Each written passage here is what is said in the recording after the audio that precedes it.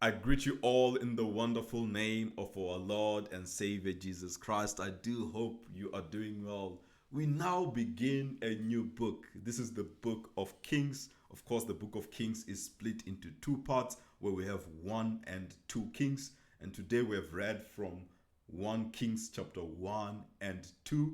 This is day 102 of our Bible reading, where, as usual, I'll be giving you a few lessons from some of the verses highlighted, starting with a high level overview. Now, in 1 Kings chapter 1, we see David is old and is near his death. And in here, we're going to see Adonijah exalting himself to become king. But at least David was still alive to sort that out. So Nathan and Bathsheba intervene, and David sorts it out, and he declares Solomon as king. Then Solomon is anointed, and Adonijah's ambition is crushed, so he's not able to go on with his initial plan. Then in chapter 2, we see David's final instructions to Solomon. This does remind me of how we often see final instructions from men who are about to die. For example, Moses, Joshua as well had his final instructions. And here we're seeing David's final instruction to Solomon for him to have his kingdom secure. And then we finally see the death of David. Then we notice something interesting in chapter 2. Early on, after the death of David, it says that then Solomon secures his throne, meaning that it's secure. There's no other person trying to fight with him over the throne. But towards the end, at the very end of this chapter, it then says that Solomon's kingdom was then established. It was established firmly. And that's because in between him securing the throne and the kingdom firmly established, something did happen. And that is, he dealt with the people who were potentially going to give him problems. That includes Adonijah, his brother, Joab, who was of the army of David, command of the army, Shimei as well, and Abiathar the priest. So after only dealing with those people, does it now conclude by saying his kingdom was firmly established? So I think that tells us something, that it's one thing to secure a deal, it's one thing to secure something in your life, but it needs to be firmly secured. It needs to be firmly established. And sometimes that takes some work. We see that Solomon did, in fact, do some work. But what we can at least appreciate when we have read 1 Kings chapter 1 and 2, what we can at least appreciate is that it was much easier for Solomon to sit on the throne and to rule over all of Israel compared with his father David. David did, in fact, go through much of trouble, much of hardship. And perhaps one thing here is that, perhaps Solomon is benefiting from that. And this really does set a background of Solomon being able to build the temple and build his house. Like, he was just a builder because he had peace. He was not in having war like his father David, who was having so much battles and running away from Saul, running away from Absalom. So here we can see that Solomon, how he finally has his kingdom established, was much easier. Now let's go to some of the verses highlighted and offer a few lessons. In fact, I did highlight a lot of verses in today's reading. So in chapter 1, I've highlighted verse 2, which says, "Therefore his servants said to him, Let a young woman be sought for my lord the king, and let her wait on the king and be in his service. Let her lie in your arms, that my lord the king may be warm." Yeah, I really struggled with this verse, that why did they do this? David was old and advanced in years, so he was struggling to be warm. And they are solving his problem by finding a young woman. And by the way, this was not like they're saying the king must be married to this woman.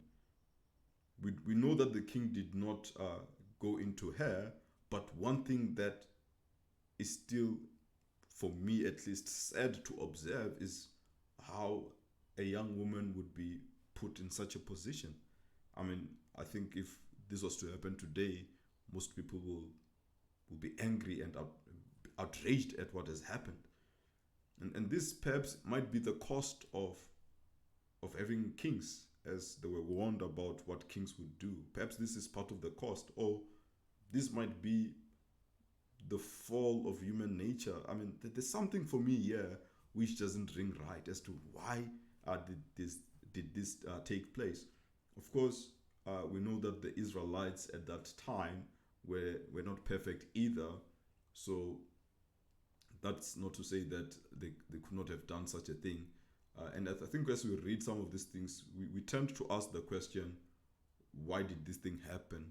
And forget the fact that we're still dealing with people who are not perfect, who can do wrong.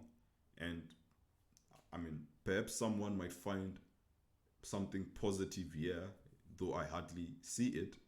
But perhaps it's possible for one to come with a positive angle for it. But one thing that we can say is that the Bible is not always telling us what to do, it is telling us what happened. That's a very important thing to differentiate, that for the most part, you are being told what happened, not what you should do.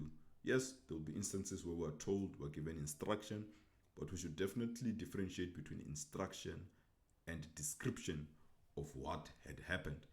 So here we see that the Shunammite woman is to be found, and it says that David did not know her. So I think this one little positive, but really kings and kingdoms are expensive, and servants can be exploited. So at least that's what I see as an honest reading of what we've just read in this part of solving David's problem of old age.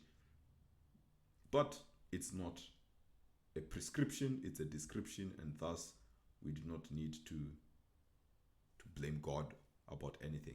Okay, let's go to verse 5. It says, Now Adonijah the son of Haggith exalted himself, saying, I will be king. Doesn't this remind you of someone? Someone called Satan?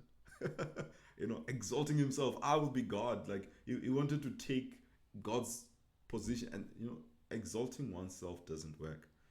Let us humble ourselves. Let's not exalt ourselves. So it says here in verse 5 that Adonijah the son of Haggith exalted himself, saying, I'll be king. And he prepared for himself chariots and horsemen and 50 men to run before him. So here we see something said that exalting yourself is just wrong, but also he's not following his father's footsteps. And the reason I say that is David never exalted himself. David, even though the time was right for him to get back onto the throne, he waited to be invited back to the throne. That was David. He never forced matters. And here we see Adonijah, his son, forcing matters, exalting himself. Verse 8 says, But Zadok the priest and Benaiah the son of Jehoiada and Nathan the prophet and Shimei and Rei and David's mighty men were not with Adonijah. So here it's giving us a description of key important people who were not there. So this shows us that whatever he was doing, he knew exactly that it was wrong, because he's excluding some key people. He excluded the priests. He excluded Nathan the prophet. He excluded David's mighty men. So how is it that you can do such a thing of attempting to exalt yourself to be king and setting yourself up on the throne without key people? And there's something practical about this when it comes to whatever we do include key people. So here we can see he intentionally excluded them because whatever he's doing, he knows it's wrong. Neither did he invite Solomon his brother, which is in verse 10, but he did not invite Nathan the prophet or Benaiah the mighty man of Solomon his brother. So there are many other brothers. David had many children, of course, but it specifically mentions Solomon, and perhaps this is because even Adonijah himself, not inviting Solomon, he knew the truth. So I just highlight these verses to show us that Adonijah knew the truth. He knew who was the rightful heir to the throne. All right, now let's go to verse 14. It says, "Then while you are still speaking with the king, I also will come in after you and confirm your words." So this year, we see this strategy of Nathan to say that Bathsheba should go before David and mention how Adonijah is trying to make himself king. What about Solomon and so on?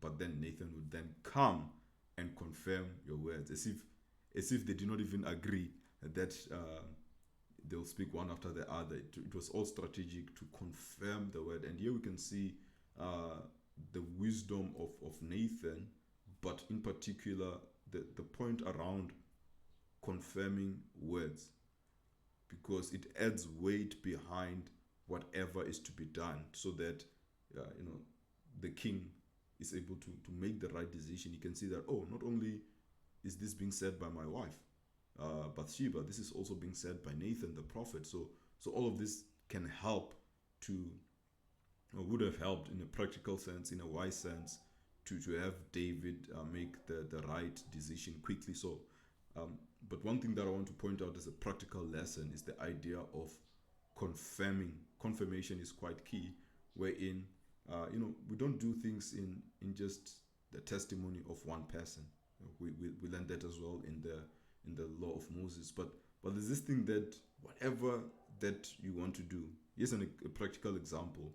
You want to ordain a man to become an elder, or other churches will say a pastor. I prefer the word elder. But you want to ordain an elder in a church, or a pastor in a church. Question is, has this thing been confirmed? As other people said and agreed about this matter? So that's just one example to show us that confirmation is a wise thing to incorporate in all that we are doing. Okay, so here we see the wisdom of Nathan to just ensure that they speak one after the other, so that the king is able to see exactly that this is the correct direction that they should go into. Okay, so I've highlighted verse 19 as well, which says, "He sacrificed oxen, fattened cattle, and sheep in abundance, and has invited all the sons of the king, Abiathar the priest." So here we can already note that Abiathar the priest was on the side of Adonijah. He was on the wrong side. Okay, but also there's something about Abiathar which we'll get to as well. "And Joab the commander of the army, but Solomon your servant he has not invited." So here again we can see that he's not inviting the right people who are key, right? I mean, why is Solomon not invited? But Joab is invited. And by the way, Joab, as we know historically, he was supposed to be removed as the commander of the army. He killed the commander that David had put in place of him. So that's one thing that we see that had taken place. So he's inviting all the people who are technically the wrong people. And now the wrong thing about Abiathar, and as we're going to read on, is the fact that he's actually a descendant of Eli, and Eli had a prophecy against him that there's going to be a removal of his descendants as well, and it's going to be fulfilled as part of these passages that we're reading. So it's interesting that he's even using sacrifices, as if sacrifices can help. He has sacrificed oxen, fattened sheep in abundance. So the key points I want to derive from verse 19. Number one, he's inviting the wrong people. Abiathar is a descendant of Eli. Joab is the commander of the army, yes, but he was supposed to be removed. He's making sacrifices as if a sacrifice can help. Has he not learned about Saul that obedience is better than sacrifice? So by him doing all of the sacrifice, it doesn't mean that it's going to help him with anything. And then lastly, he did not invite Solomon, the right man, for this thing. Okay, so that is what we see with Adonijah trying to exalt himself. And then verse 30 I've highlighted, it says, and perhaps let me read it from verse 29. And the king swore, saying, as the Lord lives, who has redeemed my soul out of every adversity. Verse 30 says, as I swore to you by the Lord, the God of Israel, saying, Solomon your son shall reign after me, and he shall sit on my throne in my place. Even so I will do this day. So here we see that the king is saying that as he swore to you by the Lord, the God of Israel, saying, Solomon, your son shall reign after me. So he's speaking to Bathsheba that he's going to keep his promise that Solomon shall reign after David. So I highlight this verse just to note an interesting difference between the time when David and Saul were anointed to be king, that it was, we clearly saw God picking the king. God picked Saul, God picked David. But it's as if after God established the kingdom, it was supposed to fall into the dynasty of the next king will be by birth or by the choice of the current king, where the current king can pick the next king and the current king can pick the next king. So that's something which I just observe here, that we don't hear of a prophet looking into we don't hear of a prophet coming to pick one of David's son to say, okay, this is the right son. So that's something which I find interesting about how the dynasty continues now. It is based on birth. It's based on birth. Okay? And then we go to chapter 2. Let's go to chapter 2 of 1 Kings. So we read in chapter 2 in verse 3. So in fact, let me read verse 3, starting it. Let's pick it up from verse 1, which says, when David's time to die drew near, he commanded Solomon his son, saying, I'm about to go to the way of all the earth. Be strong and show yourself a man, and keep the charge of the Lord your God, walking in his ways and keeping his statutes, his commandments, his rules, and his testimonies, as it is written in the law of Moses, that you may prosper in all that you do, wherever you turn.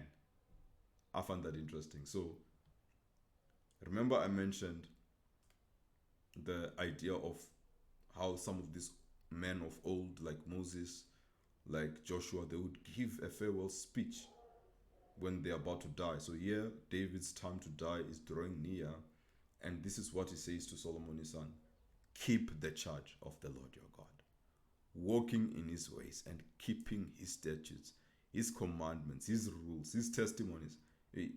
He goes into detail. Keep all of these things as it is written in the law of Moses, that you may prosper in all that you do and wherever you turn.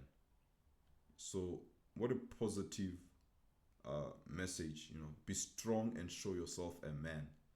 I love that. Be strong and show yourself a man and keep the charge. So David is encouraging his son Solomon to be strong. Remember what was said of Joshua, be strong and courageous. He says, be strong and show yourself a man. By the way, Solomon was still young as well. And then he says that keep the charge. So one thing that's going to make kings stand is obedience, keeping the commandments of God as written in the law of Moses, that you may prosper. Remember what was said also of Joshua when he was told, be strong and courageous, and meditate on this law day and night, that you may prosper in all that you do and wherever you turn. meaning that his prosperity would depend on his obedience. So that's part one of the last words of David. It was an encouragement for Solomon to be obedient. But part two of his last words I find also interesting. It's as if David's saying, but there's some people you must deal with so that your kingdom is firmly established.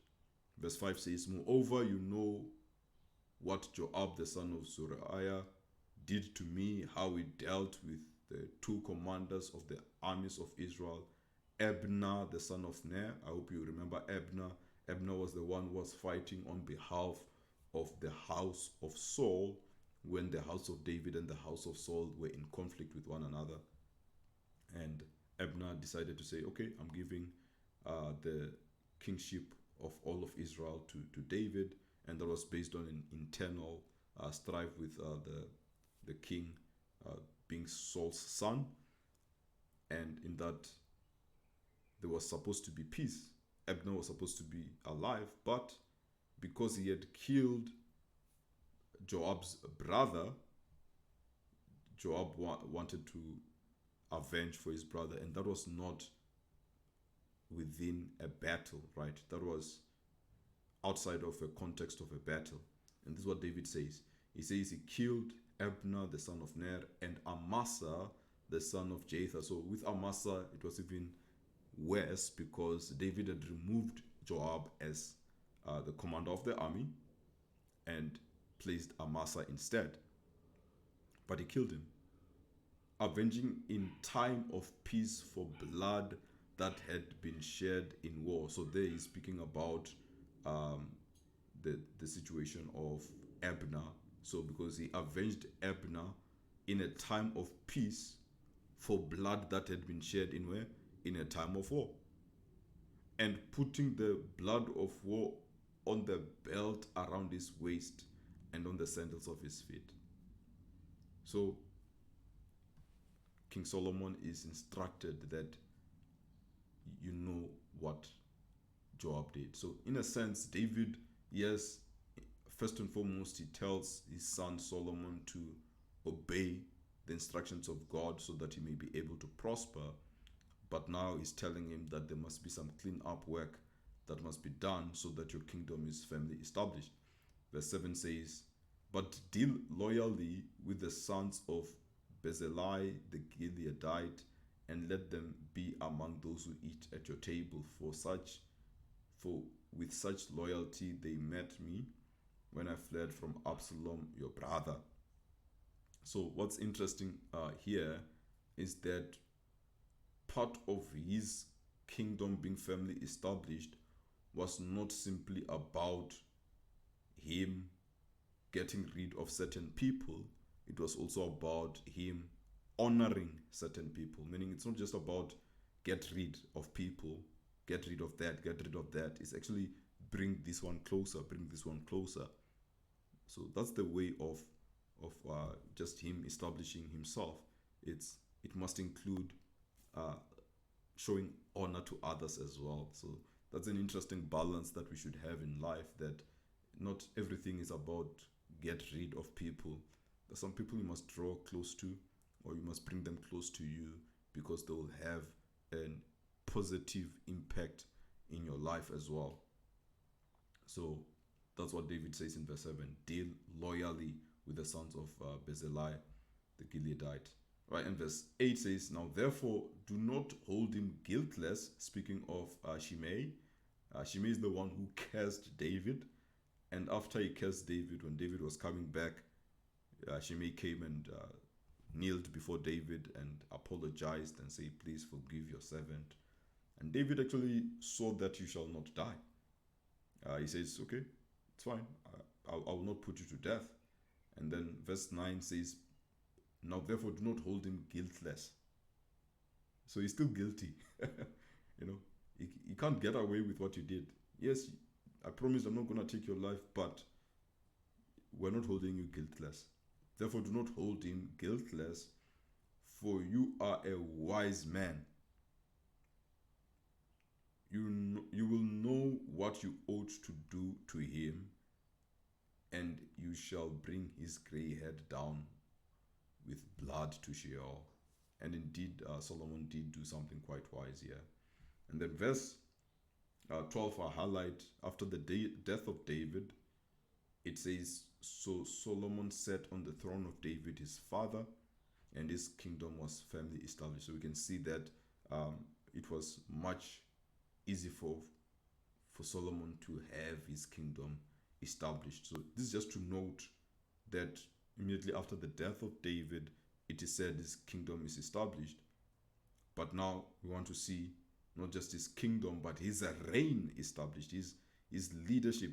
Because it's one thing to sit on the throne. So we can even say that initially it's more about the throne is established, but now it's the reign of Solomon, for him to be respected and for people to bow before him as king. His reign being established. And this took what? It took him taking action against all the men that David had spoken about. And he did it without fear. That's something interesting to observe as well. It unfortunately also included Adonijah, because Adonijah was still trying some tactics. He wanted to have the Shunammite woman as his wife, which is wrong or sad for him to have requested that. And then in verse 20 it says, then she said, this is Bathsheba speaking to him, says, then she said, I have one small request to make of you, do not refuse me.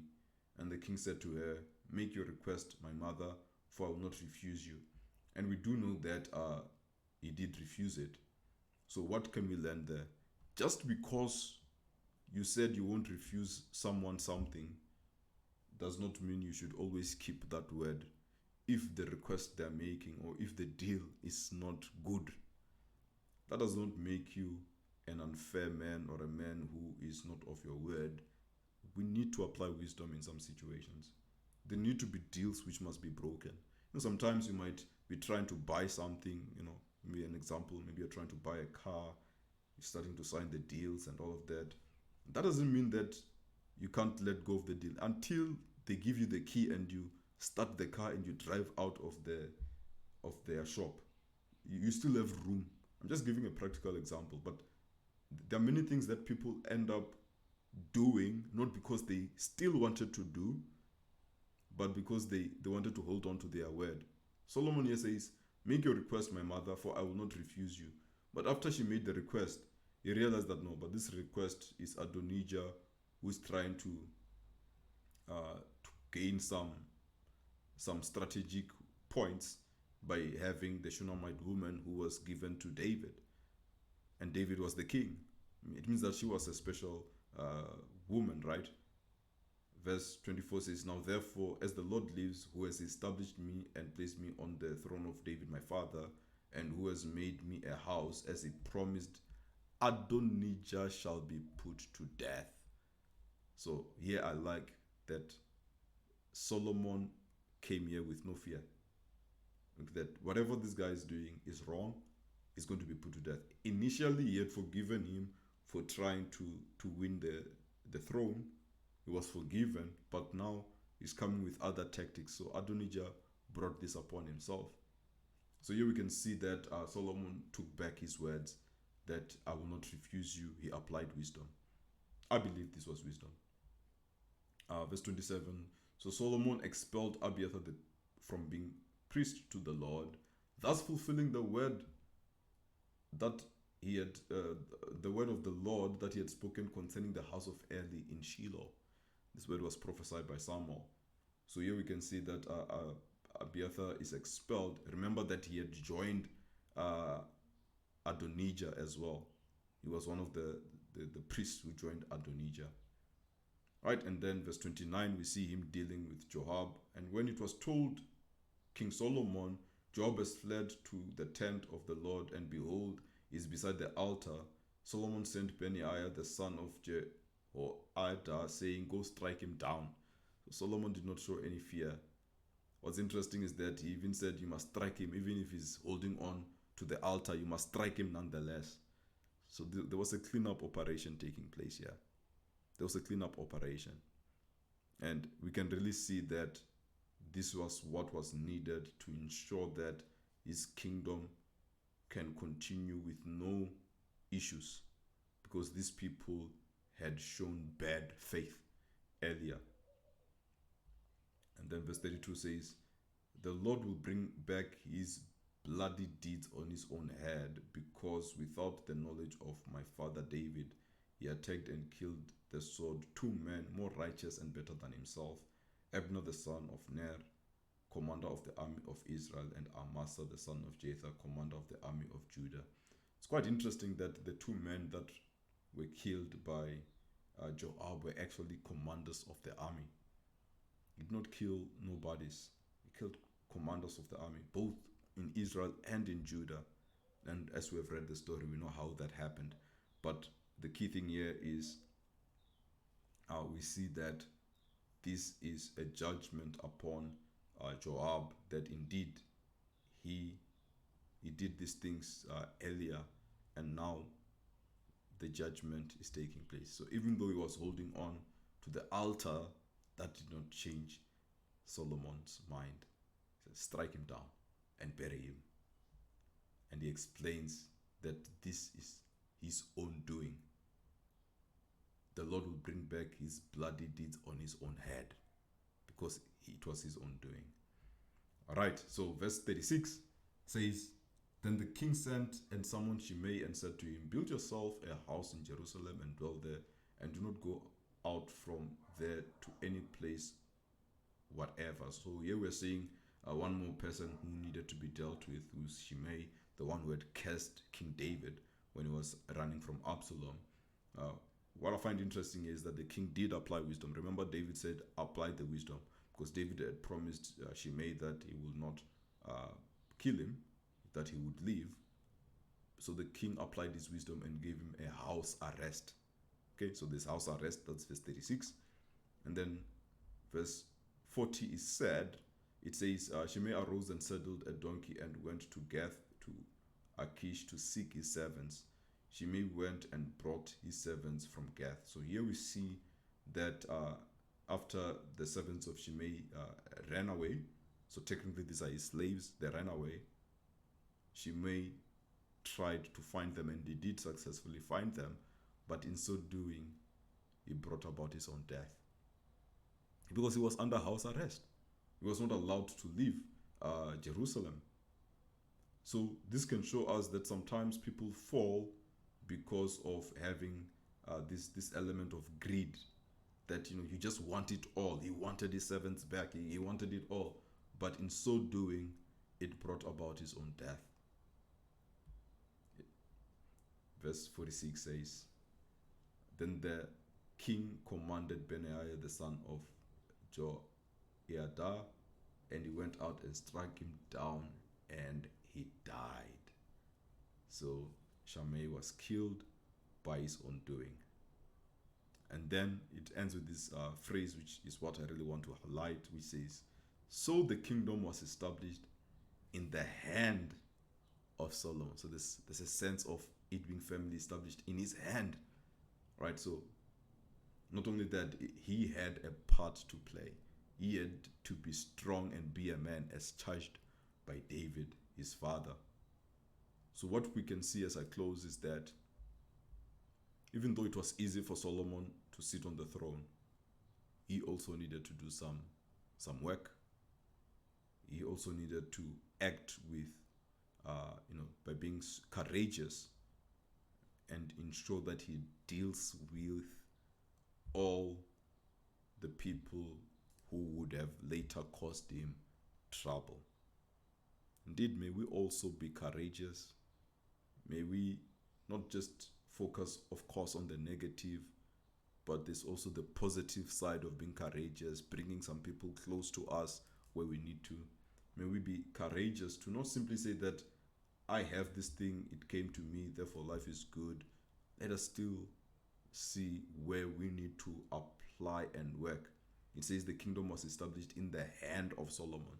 So I think this hand part is, on one sense, meaning that he worked, he did something, but on the other side, meaning that it is quite close to him, and therefore it is firmly established. Amen.